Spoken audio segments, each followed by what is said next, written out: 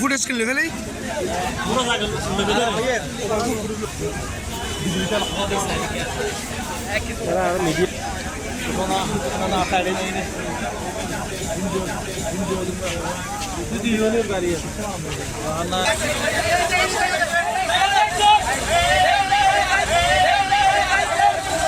রুগী রুগী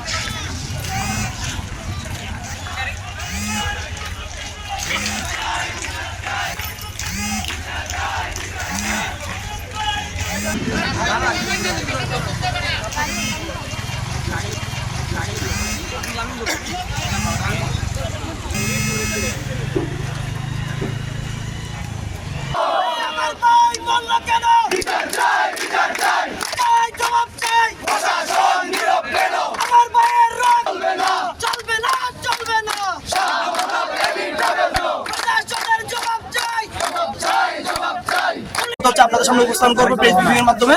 আর তার পর্যন্ত হচ্ছে আমরা আপাতত এই দাবি নিয়ে কিছু বলতেছি না।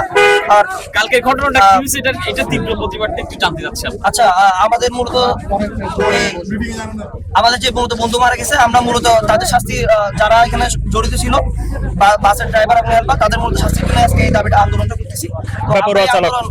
না চলা পর্যন্ত, হ্যাঁ, ব্যাপার গতির জন্য আসলে এই অবস্থাটা হয়েছে আজকে।